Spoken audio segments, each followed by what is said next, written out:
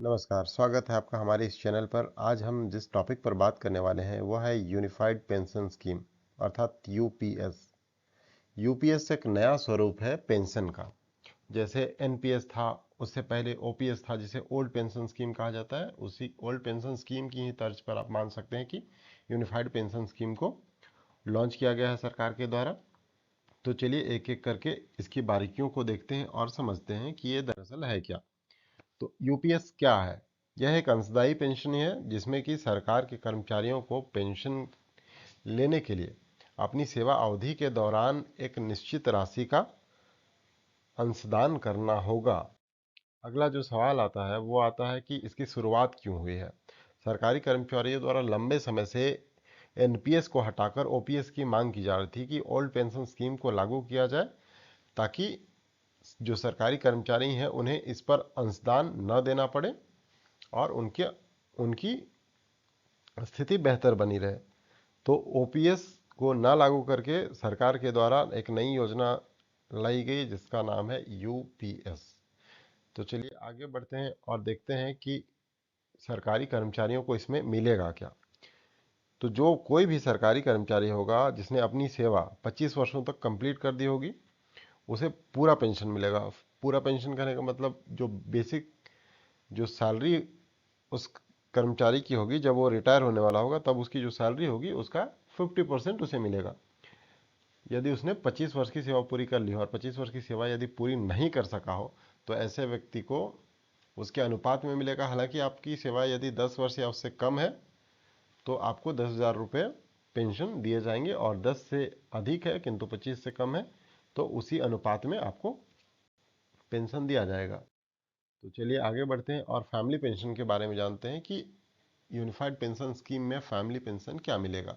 Unified pension scheme में यदि कोई व्यक्ति पेंशन भोगी है, उसकी मृत्यु हो जाती है, तो उसकी पत्नी या उसका पति जो भी उसका आश्रित होगा, उस व्यक्ति को जो पेंशन देय होगा वो उस मिलने वाले पेंशन का 60% होगा।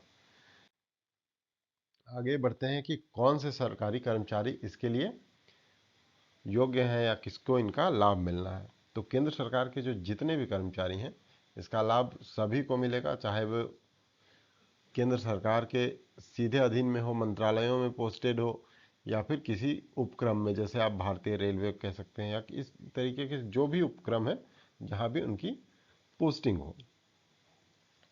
और एक विकल्प उनके पास ये भी रखा गया है कि वे चाहें तो एनपीएस के साथ भी बने रह सकते हैं, और अगर चाहें तो यूनिफाइड पेंशन स्कीम के साथ जा सकते हैं। ये कर्मचारियों की मर्जी पर छोड़ा गया है। अब एक सवाल ये हमारे मन में आता है कि क्या राज्य सरकारों को भी इसे लागू करना होगा। तो राज्य सरकारों के लिए केंद्र ने किसी तरीके की कोई बाध्यता नहीं की है। राज्य सरकारें चाहें तो अपने स्टेट में इसे हूबहू लागू कर सकती हैं, और यदि ना चाहें तो कोई कुछ मॉडिफिकेशन कर सकते हैं, या फिर वो जैसा चाहें ऐसे कर सकती हैं। कई राज्यों में अभी भी ओल्ड पेंशन स्कीम लागू कर दिया गया है, जिसमें झारखंड है, छत्तीसगढ़ है, या फिर और कुछ स्टेट्स हैं। तो चलिए आगे बढ़ते हैं और देखते हैं कि कौन सी पेंशन योजना बेहतर है। अभी वर्तमान समय में 3 तरह की पेंशन योजना चल रही है, जिसमें एनपीएस है और ओपीएस है। अब एक जो नए पेंशन योजना आ रही है, तीसरी पेंशन योजना, वो यूपीएस है, unified pension service, unified pension scheme, जिसके जिसके तहत केंद्र सरकार अपने कर्मचारियों को एक अलग तरीके से पेंशन देने की व्यवस्था करेगी, जो शायद एनपीएस से बेहतर है। हाँ, ओपीएस के जितना बेहतर नहीं है, लेकिन इन सभी पेंशन योजनाओं में सबसे बेहतर ओल्ड पेंशन स्कीम है, जो कई राज्यों में लागू है। ज़्यादातर राज्यों में जहां कांग्रेस या उसके गठबंधन की राज्य हैं, वहां पर इसे फिर से लागू कर दिया गया है। ऐसे और वीडियोस के लिए, फाइनेंस रिलेटेड वीडियोस के लिए, आप हमारे चैनल को सब्सक्राइब कीजिए, और यदि जानकारी बेहतर लगी हो, अच्छी लगी हो, तो दूसरों तक साझा करें।